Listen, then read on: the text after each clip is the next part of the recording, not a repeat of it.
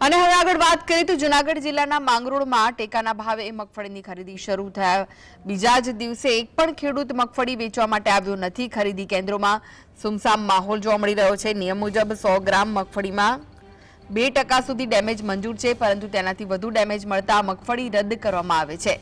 તાજેતરના માવઠાના કારણે ખેડૂતોની મગફળીમાં ભેજ અને ડેમેજ વધતા રિજેક્ટ થવાના ડરથી ખેડૂતો મગફળી લઈને આવ્યા નથી। ખેડૂતોમાં આ બાબતને લઈને અસંતોષ જોવા મળી રહ્યો છે અને તેઓ ક્વોલિટીના ધોરણોમાં થોડી છૂટછાટ આપવાની માંગ કરી રહ્યા છે।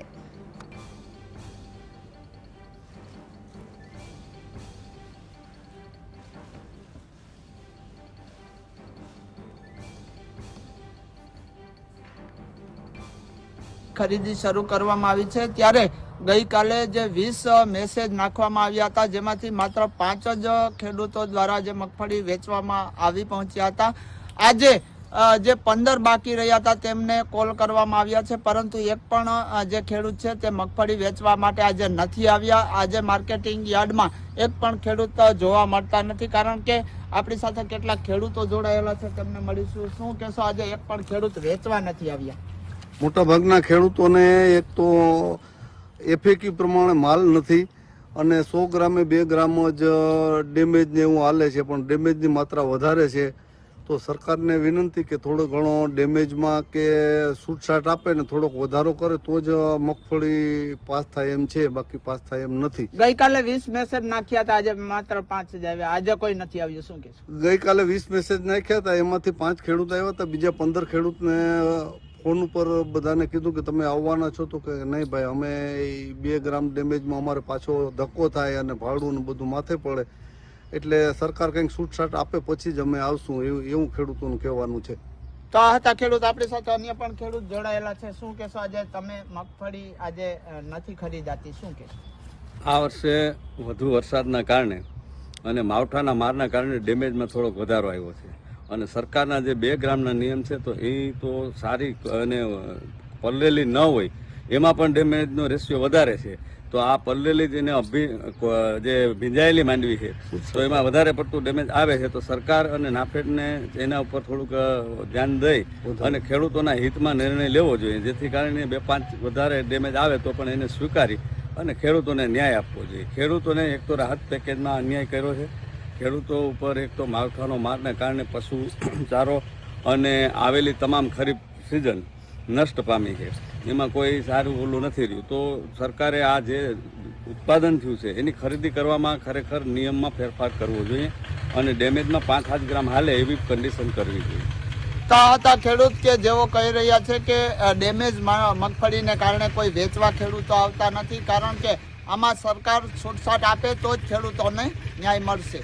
સંજય વ્યાસ, જીએસટીવી ન્યૂઝ, માંગરોળ।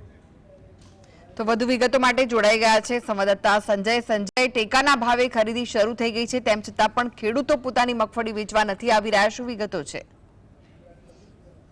જે રીતે વાત કરવામાં આવે તો ગઈકાલથી ટેકાના ભાવે સરકાર દ્વારા જે મગફળી ખરીદીની શરૂઆત કરી છે। ગઈકાલે જે 20 ખેડૂતોને જે મેસેજ નાખવામાં આવ્યા હતા, તેમાંથી માત્ર 5 જ ખેડૂતો પોતાની મગફળી લઈ અને માર્કેટિંગ યાર્ડ ખાતે પહોંચ્યા હતા। અહીં 2 મંડળી કાર્યરત છે, જ્યારે 15 જે ખેડૂતો બાકી હતા, ત્યારે આજે પણ એક પણ ખેડૂતો મગફળી વેચવા નથી આવી રહ્યો। આજે જે માર્કેટિંગ યાર્ડનું કામ છે તે સદંતર બંધ છે, કારણ કે ખેડૂતો નથી આવ્યા। એક તરફ ખેડૂતોને જે ક્રાઇટેરિયા મુજબ કે 100 ગ્રામના નમૂનાની અંદર જે 2 ગ્રામ ડેમેજ આવી રહ્યું છે, જેથી જે રિજેક્ટ કરવામાં આવી રહી છે, આ રિજેક્ટના ડરથી ખેડૂતો મગફળી વેચવા માટે નથી આવતા, કારણ કે એક તરફ બીજી તરફ વાત કરીએ તો જે માવઠાનો માર છે જે ખેડૂતોની મગફળીને તબાહ કરી નાખી છે। આપણી સાથે માર્કેટિંગ યાર્ડના જે અધિકારી છે તે પણ જોડાશે। શું કહેશો, આજે ખેડૂતો મગફળી વેચવા માટે નથી આવ્યા? સરકારશ્રીના જે ખરીદીના નોમ છે, નાફેડના એફએક્યુ મુજબનો માલ અત્યારે અમારા વિસ્તારમાં ક્યાંય છે નહીં, બરોબર। કમોસમી વરસાદને કારણે બધો માલ પલળી ગયેલો હોય એટલે એફએક્યુ મુજબનો માલ ન હોય એટલે ખેડૂતોને ક્યાંક ને ક્યાંક ડર છે રિજેક્ટ થવાનો, એટલે આવતા નથી ખરીદમાં। અને અમે તો એવી પણ એ લોકોને સૂચના આપી કે તમે ઘરે તમારું સેમ્પલ કરીને જોઈ લેવું, ત્યારબાદ જ અહીં આવવું, ખોટા હેરાન થવા માટે ન આવવું। એટલે સરકાર આમાં જો કંઈક બાંધછોડ કરી અને જેવું છે એવો માલ લઈ લે તો જ અહીં ખરીદી ચાલુ રહી। તો અન્ય પણ જે એક ખરીદી કેન્દ્રના અધિકારી શું કહેશો આજે તમે ટેકાના ભાવે આજે કોઈ પણ ખેડૂત આવ્યા નથી, શું કહેશો? ખેડૂતને મનમાં ડર છે કે ભાઈ કોઈ પણ રીતે આપણું માલ હાલે એમ નથી. 2 ગ્રામ ડેમેજ છે, પણ મોટા ભાગના માલ 8 થી 10 ગ્રામ ડેમેજ આવેલું છે. એટલે એને ભાડું ને બીજો બધો ખર્ચ પોસાય નહીં, એટલે બધાને વ્યક્તિગત ફોન કર્યા છે. તો કે નહીં ભાઈ અમારે હમણાં નથી આવવું, સરકાર કંઈક બાંધછોડ કરશે ને તો આવશું. એફએક્યુ પ્રમાણે એનો માલ નથી આજે. તો અન્ય ખેડૂત એક બાજુ સરકાર ટેકાનો ભાવ જાહેર કરે છે, બીજી બાજુ ખેડૂતો હેરાન છે, આ બાબતમાં શું કહેશો? આ વર્ષે જે આપણે જે વરસાદની વાત છે, પુષ્કળ વરસાદ અને માથે માવઠાનો માર, જેના કારણે માંડવી અને જે ખેડૂતોની જણસી છે તે પલળી ગઈ છે થોડી, અને રેન ડેમેજ છે.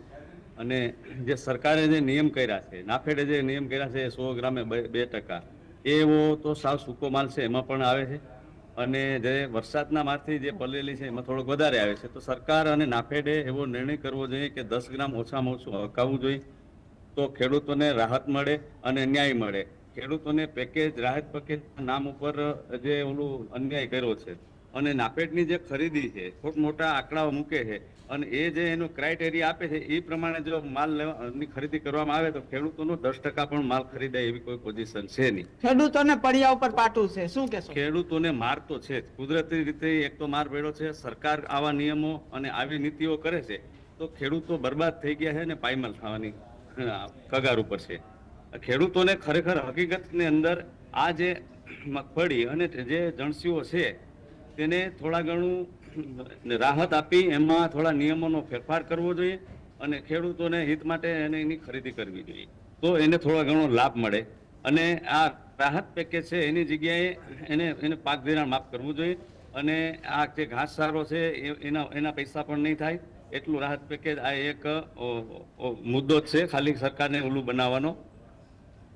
આ હતા ખેડૂત કે જેઓ હાલ ખેડૂતો ક્યાંય ને ક્યાંય મુશ્કેલીમાં મુકાયા છે, કારણ કે વાત કરવામાં આવે તો માવઠાના મારે તમામ ખેડૂતોની મગફળી બગડી ગઈ છે. ત્યારે જે નોર્મ્સ એટલે કે જે નિયમ છે કે 100 ગ્રામ જે 100 ગ્રામનો જે નમૂનો લે છે તેમાંથી માત્ર 2 ગ્રામ ડેમેજ નીકળે છે, તો આ મગફળી રિજેક્ટ કરવામાં આવે છે, જેના ડરથી ખેડૂતો હાલ નથી આવી રહ્યા. જી જી આભાર સંજય. સમગ્ર